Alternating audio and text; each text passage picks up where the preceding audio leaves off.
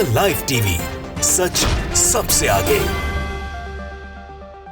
नमस्कार, मैं हूं रंजीत झा और आप देख रहे हैं द लाइव टीवी। 2024 लोकसभा चुनाव बीजेपी के लिए अभी तक अच्छा गुजरा नहीं। लिहाजा प्रधानमंत्री नरेंद्र मोदी हो, अमित शाह हो या भाजपा के बड़े बड़े नेता हो, सब ने सांप्रदायिक ध्रुवीकरण का भी रास्ता अपनाया। प्रधानमंत्री नरेंद्र मोदी ने तो एक चुनावी सभा में मुसलमानों को घुसपैठिया करार दे दिया। कांग्रेस के वोटर्स को बरगलाने के लिए, हिंदुओं के वोट बैंक को इकट्ठा करने के लिए प्रधानमंत्री नरेंद्र मोदी ने कांग्रेस के मैनिफेस्टो पर सवाल खड़ा करते हुए यहां तक कह दिया कि घुसपैठियों को संपत्ति कांग्रेस बांटना चाहती है। अपने मैनिफेस्टो में इस बात को कांग्रेस ने जिक्र कर रखा है, लेकिन थोड़ी देर में उनकी पोल पट्टी खुल गई, क्योंकि उन्होंने मनमोहन सिंह के सहारे जिस तरीके से बयान देने की कोशिश की, मनमोहन सिंह के पुराने बयान को दिखाने की कोशिश की, तमाम पैंतरेबाजी फेल होगी। फैक्ट चेक हो गया कि मनमोहन सिंह ने संपत्ति बांटने की ऐसी बात एग्जैक्टली कही ही नहीं थी और कांग्रेस के मैनिफेस्टो में कहीं ऐसा जिक्र भी नहीं था। लिहाजा प्रधानमंत्री नरेंद्र मोदी को यह बात समझ में आ गई कि मुसलमानों की एकजुटता, मुसलमानों की ताकत ने बीजेपी को और भी बैकफुट पर लाकर रख दिया है। अब प्रधानमंत्री मोदी ने अपने स्ट्रेटेजी में बदलाव कर लिया है। मुसलमानों की ताकत से घबराए हुए प्रधानमंत्री नरेंद्र मोदी ने अब मुसलमानों के नाम पर वोट मांगने की पैंतरेबाजी शुरू कर दी है, क्योंकि पिछली पैंतरेबाजी, ध्रुवीकरण की पैंतरेबाजी उनकी फेल हो गई थी। इस वक्त उनका एक वीडियो वायरल हो रहा है जिसमें नरेंद्र मोदी इस वक्त वीर अब्दुल हमीद के नाम पर वोट मांग रहे हैं और इसी को लेकर सोशल मीडिया में काफी वायरल रहने वाले पत्रकार अनिल ने सख्त टिप्पणी कर दी है, जोरदार तंज कसा है। पहले यह वीडियो आप सुनिए, फिर हम पूरी रिपोर्ट आपको बताएंगे और वीर अब्दुल हमीद के बारे में भी आपको बताने वाले हैं। सुनिए यहां मोदी जी क्या कुछ कह रहे हैं। मैं जरा हिंदू मुसलमान का बंटवारा करने वालों को पूछना चाहता हूं, क्या अब्दुल हमीद जी को हम इस शर्त इसलिए याद करते हैं क्योंकि वो मुसलमान थे? देश को इस दिशा में ले जाएंगे ये लोग। तो सुन लिया आपने। इस वीडियो को शेयर करते हुए अनिल ने जो लिखा है वो हम आपको बताते हैं, लेकिन आपको बता देंगे प्रधानमंत्री नरेंद्र मोदी बिहार में ऐसी ऐसी बातें कर रहे थे। यहां अनिल ने लिखा है कि दूसरे चरण में मोहम्मद शमी के नाम पर वोट मांग रहे थे, आज तीसरे चरण में से पहले वीर अब्दुल हमीद के नाम पर वोट मांग रहे हैं। मुझे लगता है आखिरी चरण तक लखनऊ के टुंडे कबाबी के नाम पर भी वोट मांगने लगेंगे। ये मोदी जी हैं, ये अलग अलग रणनीति बनाते हैं, कभी मुसलमानों को डराते हैं, कभी बरगलाते हैं, कभी हिंदुओं के वोट बैंक को साधने के लिए मुसलमानों पर कुछ भी बयान दे देते हैं और इस वक्त वीर अब्दुल हमीद पर वोट मांग रहे हैं। कौन थे वीर अब्दुल हमीद? यूपी के गाजीपुर के रहने वाले वीर अब्दुल हमीद परमवीर चक्र से सम्मानित किए गए थे। 1965 में जब पाकिस्तान से जंग हो रही थी तो गन्ने के खेत में छिपकर वीर अब्दुल हमीद ने पाकिस्तानियों के 8 टैंक को एक साधारण से गन से ध्वस्त कर डाला था।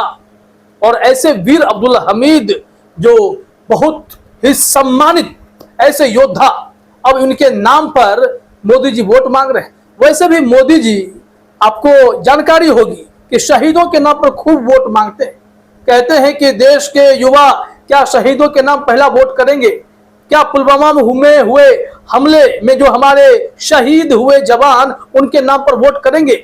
मोदी जी की ऐसी बातें सुनकर लोगों को हैरानी होती है कि जवानों की शहादत पर भी मोदी जी सियासत करते हैं, वोट मांग लेते हैं। अब वीर अब्दुल हमीद का चेहरा याद करने के लिए लोगों को कह रहे हैं।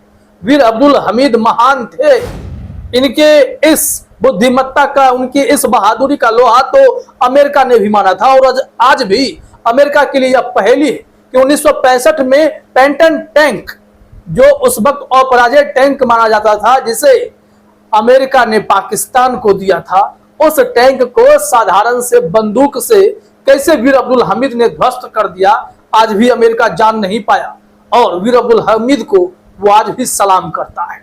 ऐसे वीर अब्दुल हमीद के नाम पर मोदी जी वोट मांग रहे हैं, वो भी तब जब भारतीय जनता पार्टी ने मुसलमानों को कई दफे आहत किया है।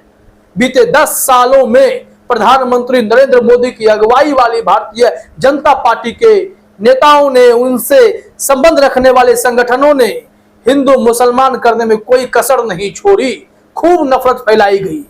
यहाँ मुसलमानों को मारा पीटा जाता है, नमाज पढ़ने पर जेल भेज दिया जाता है।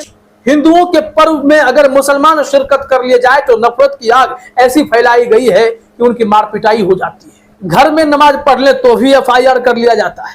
रेलवे प्लेटफॉर्म पर एकांत में नमाज पढ़ ले तो भी FIR कर लिया जाता है। अस्पताल में एक बुजुर्ग मुस्लिम माता अपने परिजन के लिए दुआ मांगती रहती है तो भी उसमें जांच कमेटी बिठा दी जाती है। तो देश को इस हालात में प्रधानमंत्री नरेंद्र मोदी की अगुवाई वाली भाजपा ने पहुंचा कर दिखा दिया।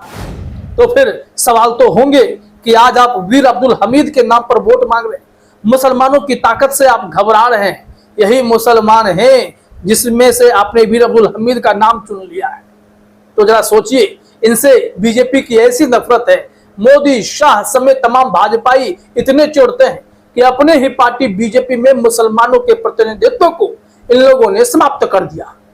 आप देखेंगे 2019 के आंकड़ों को उठाकर देखेंगे, 20, 21, 22 आते आते भारतीय जनता पार्टी ने तमाम वरिष्ठ मुस्लिम नेताओं को बीजेपी के भीतर से बाहर का रास्ता दिखाया, उन्हें उनसे पद छीन लिए। ना लोकसभा में कोई सांसद बचा, ना राज्यसभा में, ना विधानसभा में। तो इसे किस तरीके से देखा जाएगा? यही भारतीय जनता पार्टी की गुजरात सरकार है जो बिल्किस बानो के दोषियों को बाहर निकाल लेती है और बाद में जब सुप्रीम कोर्ट में मामला जाता है तो वापस जेल जाना पड़ता है। तब तक गुजरात का चुनाव होता है और बीजेपी चुनाव जीत जाती है। बिल्किस बानो के दरिंदे जब खुले में घूम रहे होते हैं तो बीजेपी के ही एक विधायक कहते हैं, अरे वो सब संस्कारी ब्राह्मण है। तो ऐसे टिप्पणी करने वाले, क्या आपको लगता है कि मुसलमान आपको दिल से माफ कर पाएंगे? जहां हमारे देश में मस्जिदों को मंदिर बताने का सिलसिला चल पड़ा है, यहाँ पर काशी विश्वनाथ हो, मथुरा की मस्जिद हो, हर जगह विवाद खड़े कर दिए गए हैं। तो ऐसे में मुसलमानों से आप अगर उम्मीद करते हैं कि वीर अब्दुल हमीद के नाम पर आपको वोट कर देंगे तो शायद यह गलत फहमी है। और अनिल ने जब यह वीडियो शेयर किया तो कुछ लोगों ने ट्वीट भी किए हैं। जरा देखिए, अनूप सिंह चानौत ने ट्वीट किया, कभी मुसलमानों की प्रशंसा करके वोट मांग रहे हैं तो कभी मुसलमानों का डर दिखाकर वोट मांग रहे हैं। मतलब साफ है, वोट कैसे भी आए बस आने चाहिए, चाहे झूठ बोलनी पड़े, चाहे नफरत फैलानी पड़े। समझ रहे हैं आप?